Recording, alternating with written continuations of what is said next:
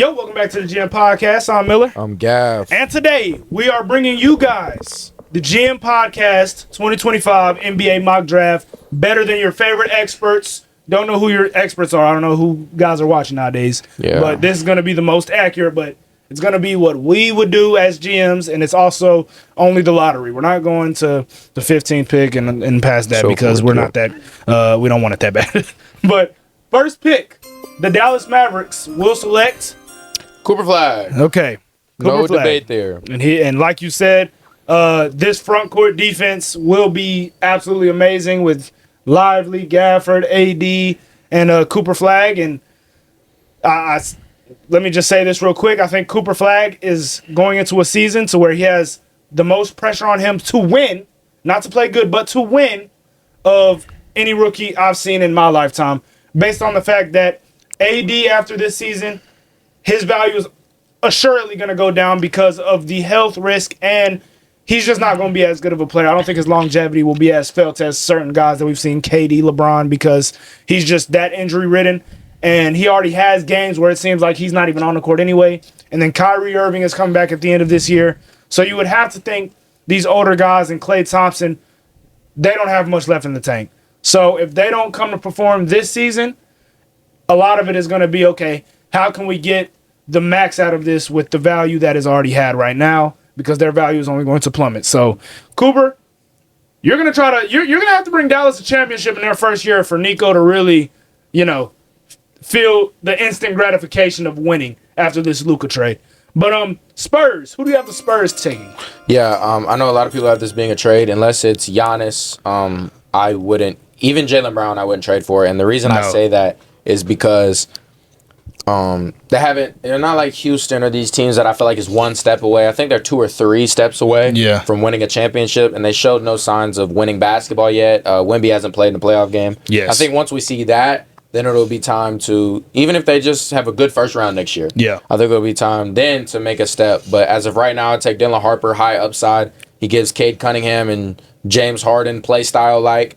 And I just think with them 3 guards, I think you see how that fits. Castle can play some 3 with his elite defense. Yes. And then once you see that, then you go, okay, that's a fit. He's not a fit. Then you make trades from there. But as of right now, I would get Dylan Harper because I just don't think there's a better there's player. Not. And you gave an interesting comparison earlier. And Stephon Castle in a Christian Brown role. Go ahead and explain that for me. Yeah, I just think he doesn't.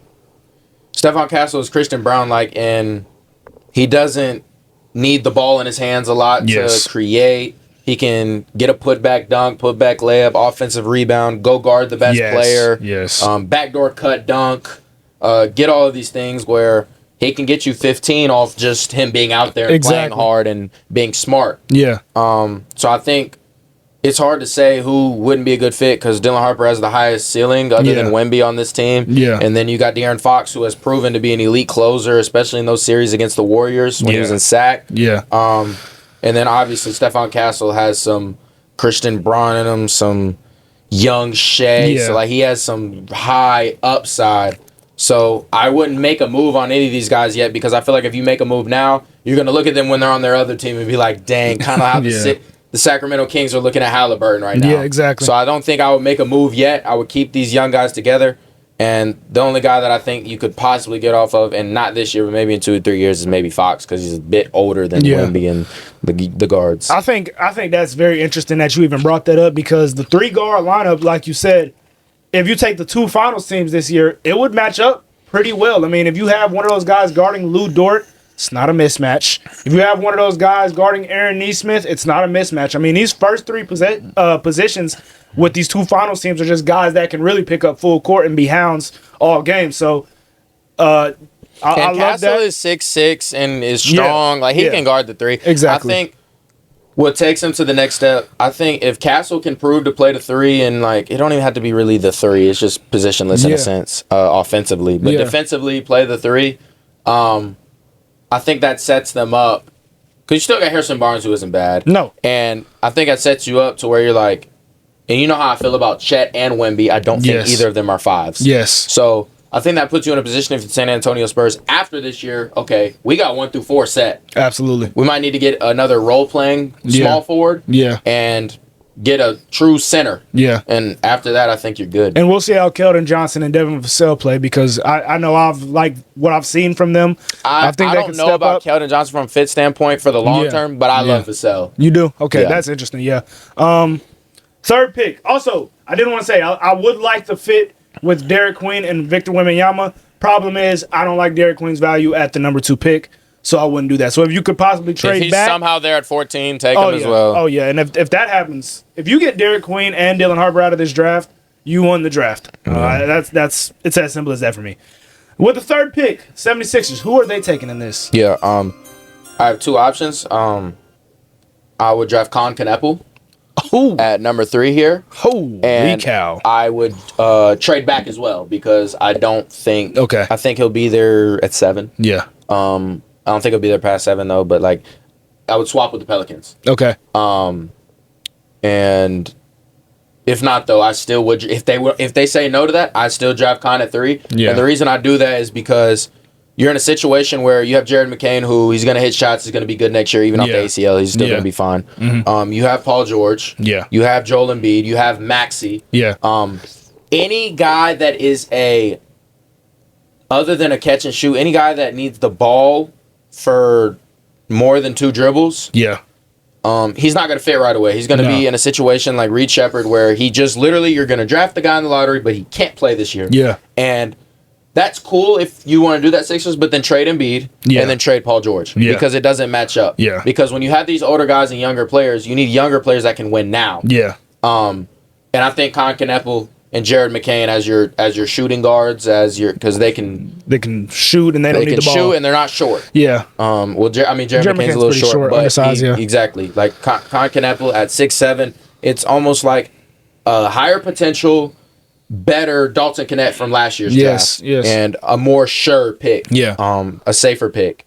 So I don't think Con Kneppel I don't even see him being a bust. Yeah. Now I don't see him hitting all superstar, all this. Like I think his peak is like maybe like a good all-star. Yeah. But that's fine. Yeah. And I think if you get Con Kneppel, that adds 2 elite shooters.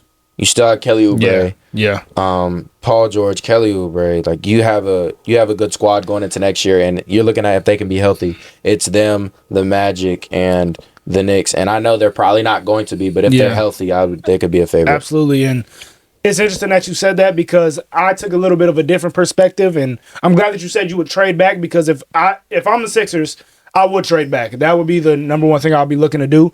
And if you are looking to win, Con Kneppel would be the pick in my opinion. But you said this in a past video that we were talking about mock drafts of being on McCain's timeline now, being on Tyrese Maxey's timeline. I'm going with Ace Bailey with this pick. Ooh. And the reason for that, first off, he skipped their workout. He doesn't want to be there. He don't want to be anywhere. No. But I'm saying he told them not to draft him. That happened? Yes. He doesn't want to be there. That's why I didn't say him. He literally. Whoa! How did you tell me this before the video? He doesn't. All right, guys. I thought that was common knowledge. He literally doesn't want to be there. Okay, well, if I'm the Sixers, either way, I'm taking him and that's if I'm staying. Because once again, my number one move would be to get back. But with the third pick, I look at the value of some of these guys, and I just don't see how you could go with anyone else over Ace Bailey. And I do see high talent in guys like Jeremiah Fears who can pop off. Trey Johnson, who can also the best pop scorer. off. But I look at the height difference, and I see Trey Johnson is 6'4", and they say it's 6'6" with shoes. I don't know what I'm seeing. 6'5". They're mixing this thing up all the time. 6'5". But I just think Ace Bailey looks taller. Okay, that's what I see. And when you have 2 small guards in the front court, I don't know how comfortable I would be with taking Trey Johnson. And it's a risk, Philly. It is. But if you have a guy like Paul George, and this is the upside that I see with Ace Bailey, you have a guy like Paul George who can definitely work with Ace Bailey because they are similar players and get that upside out of him. I'm not saying Paul George is a great leader. I'm saying he's a guy where he can lead by example. And if you get that upside out of Ace Bailey, I would love to see it. And Ace, you skipping workouts, I don't know what that's about. I've been higher on you than A lot of guys. I mean, we had one of our most heated debates on this podcast about you. And I feel like him skipping workouts, telling certain teams not to draft him, who do you think you are, bro? It falls into the stereotype that I literally was saying of he doesn't seem like a guy that can fall into a role. Yeah. He seems like a guy that I'm either going to be the man or I can't do it. Yeah. And I need the ball. I need to be one of the guys. And that's the stereotype he's falling into, which is why I feel like the Sixers is not a good fit for him because early on, unless they trade Embiid, unless they trade these guys, you're not going to be. You're going to have to fall into a role. Yeah. You're not going to get more than 10 shots a game. No. If everyone's healthy. No. So you might not get more than 7 if everyone's healthy. Absolutely. And a lot of your looks might be catch and shoot. That you're not going to get a lot of isolation plays if you're trying to win. Yeah. If you're the 76ers, so that's why I didn't draft Ace Bailey here. I was actually looking off, and in that timeline as well, I am looking at getting off of Joel Embiid and Paul George. I think that era is kind of done, and as we've seen Tyrese Halliburton and Jason Tatum, it's like their hopes have kind of revived a little bit. But at the same time, I can see Ace Bailey being a number 1 option and Tyrese being a 2 and Jared McCain fitting in where he needs to fit in, giving them a spark as well. I can definitely see Ace Bailey's top end being great because I just have for so long. But this recent draft news and him not doing workouts, it hurts me. But I'm sticking with my guy at this point. I think I like the ceiling of Ace Bailey, but realistically, he's gonna be a Jabari Smith level player. I feel like Jabari Smith. I don't think his ceiling is set though yet because he'll still be better. And he's fit in. Yeah, I mean but he's also a different type of what it seems like from the media. He's a different type of attitude and a different type of player. A guy who went to Auburn as a freshman in the SEC, so it's a little different from the intangible side, but just from a play style perspective, the shot creation, the ability to hit tough shots is there, but I don't know if the shot creation to get any easy ones is there, which is why I think he'll struggle early. All right, Hornets. Who do you have them picking?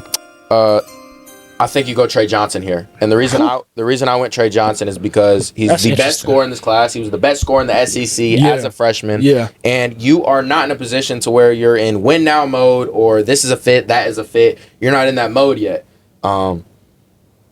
Even though I said that with the Spurs, even more with the Hornets because you're nowhere near winning. Yeah. You're closer to being the worst than the best.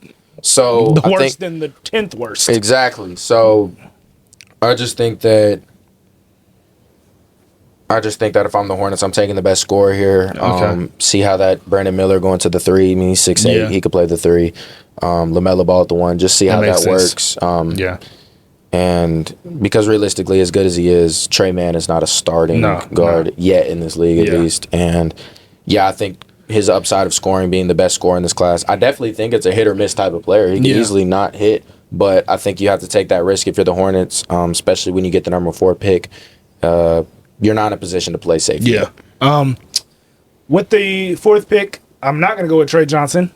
And I like that pick, by the way. Yeah. I'm going to go with Jeremiah Fears here. Yeah, not a bad one either. And the reason I'm doing that is because I'm trying to get off the LaMelo Ball train. All right. That's fine. I love Fears. I'm done with the LaMelo Ball experience. This is not a serious organization with him being your face of your franchise. Has nothing to do with him as a skilled player. Has nothing to do with him even as a winner.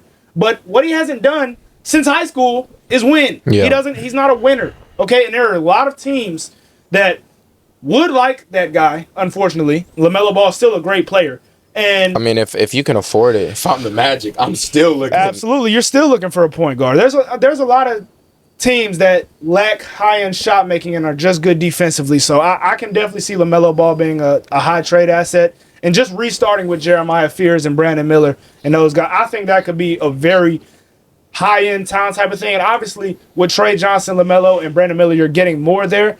But I just think with the assets you could get from a LaMelo Ball trade can even put you closer to winning right now, in my opinion, with having a more serious organization. Because my problem with the Charlotte Hornets for the last forever has been it literally feels like they're a college team playing in the NBA. It don't feel like real hoops right now. And, as residents of North Carolina and Charlotte, it's hard to watch. So I'm tired of this kid stuff.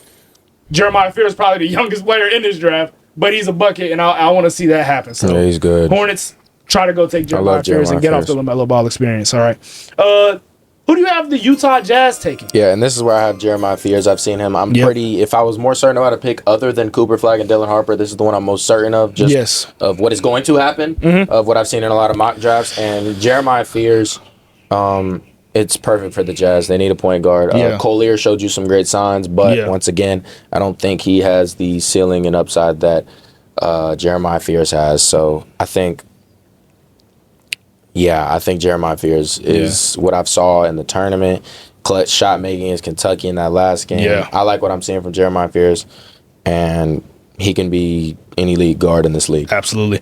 The Jazz, I have them taking Trey Johnson, and so we flip flop that. And in my opinion, both are fine fits. Best scorer in the draft, and the Jazz are one of these teams, in my opinion, that have decent players, but really they have nothing going for them. And there are some teams from around, honestly, the 5 to 10 range where it kind of feels like that.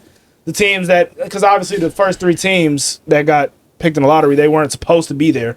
These teams are just, they really have nothing going for them. So go get the best scorer, in my opinion. Get Trey Johnson.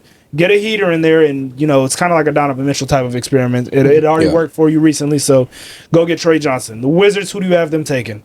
Ace Bailey, this is what you want. This is where you... Is this where you wanted us to go? The Wizards? Yeah, okay. Them are the Pelicans. Like, this is what you want, Ace Bailey. 6th pick, you, Sar, A.J. Johnson at the 1 or the 2. Yeah. Great young group, but there's not guys that are just solidified ahead of you. Yeah. Other than maybe Sar. Yeah. And still, he's more of a defensive prospect and a little bit offense. So you can easily, by the end of this year, prove that you are the number 1 offensive option on this team, especially, maybe learn something under Middleton. Yes. And I like that. Yeah. So and then you maybe get off Middleton at the deadline or something. So I like this fit for Ace Bailey.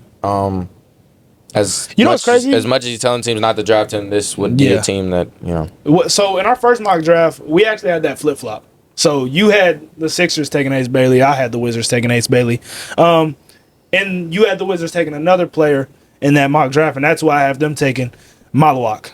I have them taking Kamal Malawak. And in this one, that's a good fit. All I am looking at is if you get those 2 guys inside, you have the highest defensive ceiling on the interior of any team in basketball. With Alex Sarr, Kamal Malawak, that is something great to build upon on the defensive end. You already have bucket getters in Jordan Poole, A.J. Johnson, Carlton Carrington, who was not bad, Bub Carrington, who was not bad this past year. You still have Malcolm Brogdon, Sadiq. Honestly, this Wizards roster is not bad. And from all these 10 teams picking, I'm excited to see what the Wizards can be. And once again, with Malawak, I just like right here a sure prospect, someone who's going to run the floor and block shots. And you already have Sarr, who I think can guard the 4, and maybe we'll find out can guard 1 through 5 as a Bam Adebayo type of player. I think he's too big. I don't think it would be a Bam. I think, but maybe like a 3 through 5. 3 through 5. At best, 2 through 5. I don't think he would be. But he'll definitely be able to guard 4s. And if you put him at the 4, he'll be able to do that. He has a fair amount of ball handling as well. So I don't think that will be a detriment on the offensive end. I think offensively, I see it at his best and most productive, like a stretch 4. I see a Chet right now. I think he could be better than Chet. Yeah. I do. That's Sarr? Yeah. Yeah. So that's what I'm saying. And yeah, man, Malawak there. They do it. They have Keyshawn George as well, and Bilal Coulibaly. Yep. Who Chris Middleton, like they have guys. They have 10 guys. I just think that you got to get off Middleton at the deadline. Maybe trade him to see what Golden State would like for him, like a team, just any team in a win now. Even if the Rockets want to get another guy, like just talk to those teams at the deadline because he's good vet, but he doesn't fit there long term. No, he doesn't. He doesn't fit. He will help them if the Wizards are in a mode where they just want to get in the playoffs. Yeah, this is a team that can get in the playoffs right now, especially with the status of the Eastern Conference. 7th pick, Pelicans. Who do you have them taking? Yeah, so I know he has a lot of people have him being taken at 3, but this could be the Pelicans, or in my mock, it could be the Sixers. Yeah, either or. I would have them taking Con Kneppel if he's there, but if not, I have them taking VJ Edgecombe. Yeah, okay. And I think he is the epitome of what the NBA is now in wings. And as much as I thought he could be a bust, he might become one of the safest picks if he can end up knocking down the 3 ball. Yeah. Because he's the definition of 3 and D at the small forward position. Absolutely. And you see guys like Mikal Bridges, OG Anunoby. Yeah. A lot of these teams that just Obi Toppin, a lot of these teams that are winning the championship are high-flying 3 and D guys that are very athletic that don't take more than 2 to 3 dribbles, and they just keep it simple. And when you have threes that are simple like that but very talented, it lets the point guard like a Halliburton, it lets the big man like a Karl-Anthony Towns, it lets guys Brunson, it lets guys like that thrive. Absolutely. And it's a perfect fit. And VJ Edgecombe is going to be one of those guys I feel like in this league that when he becomes a free agent, when he's a trade asset, he's a perfect fit for any winning team by the time he hits his peak. Absolutely. And VJ Edgecombe is someone that I'd say I'm a little lower on than most people, but that doesn't take away from him. And he is dropping in his draft for me. But I have them taking Concanepo, as I think you said you would have had if they didn't trade down. But Concanepo is just a sure prospect in my opinion, a guy that will shoot the 3 ball effectively. You already have Trey Murphy that can do that. So if you really want a strength on this roster, you want to build up that 3-point shooting, and Concanepo, I feel like, can step into this Pelicans organization and be a source of stability that they have not had, especially with guys like Zion Williamson, DeJounte Murray getting injured last year. I just want to see Concanepo there and them being a little bit more stable.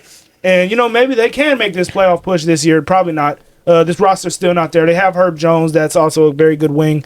But, yeah, I would like to see some stability go to New Orleans because they are another organization where it feels like they have absolutely nothing going for them. So I'm going with Concanepo at the 7th pick. Yeah. The Nets. Who do you have the Nets picking? I have them taking Malawak.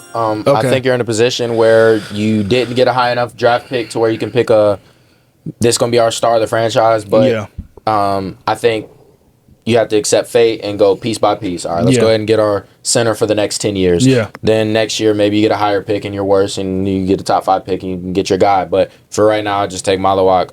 Probably the best defensive center in this draft.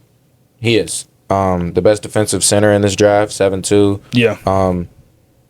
Definitely. Gobert is a good comparison. Maybe it could be better than him. So. Yeah.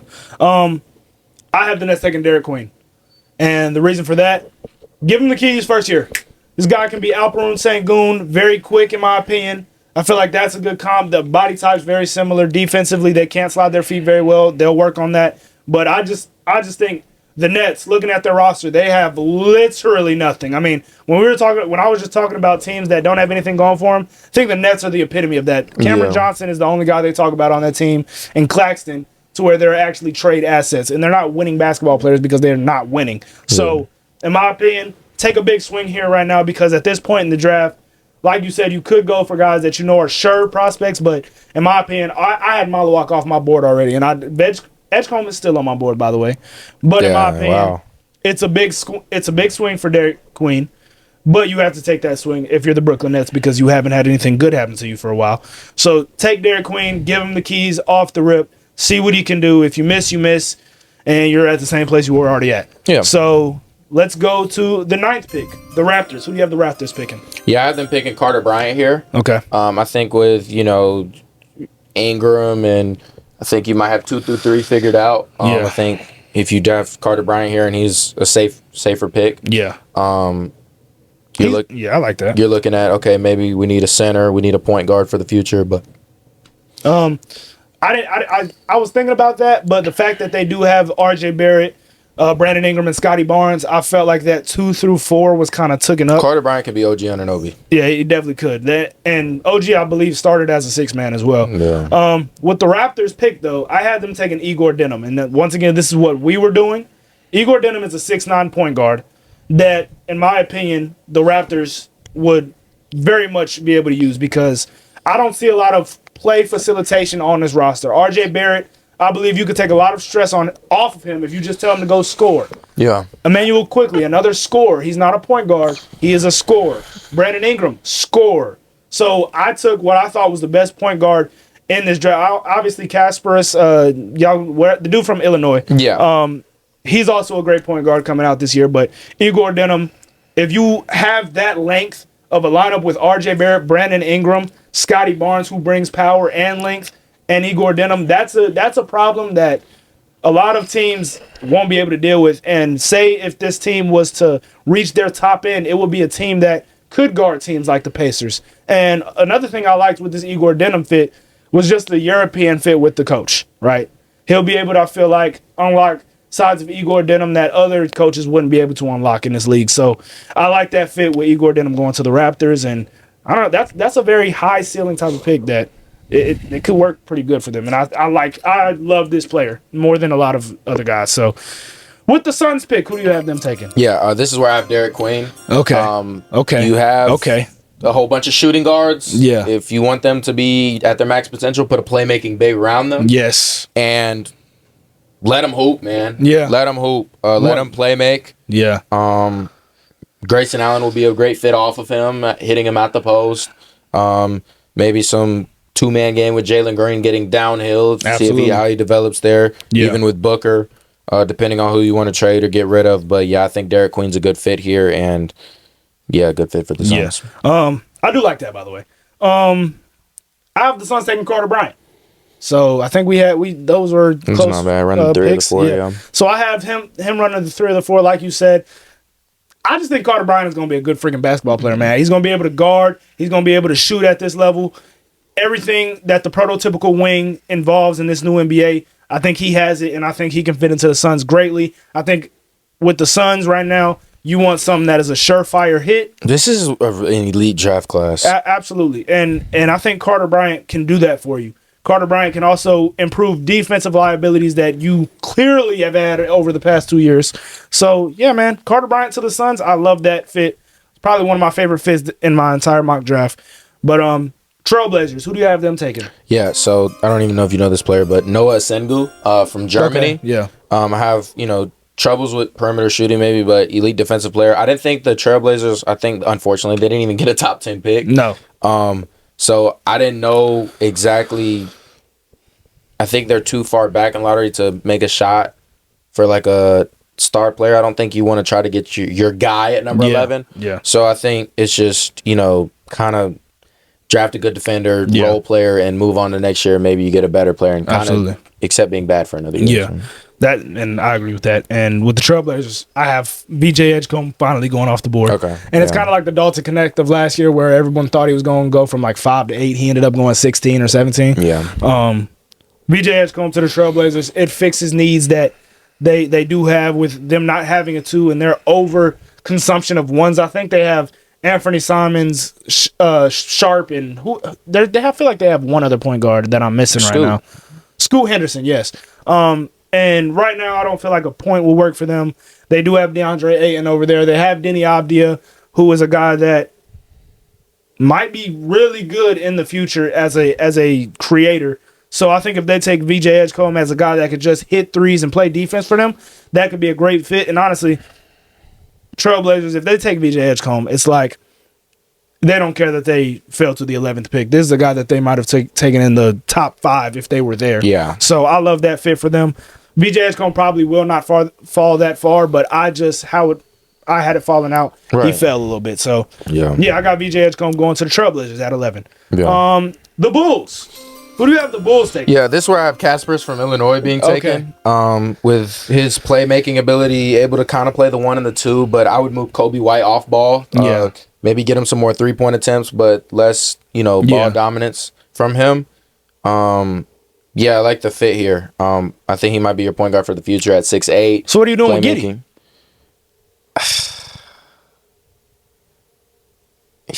I think early I would sub him in for Giddey. Okay.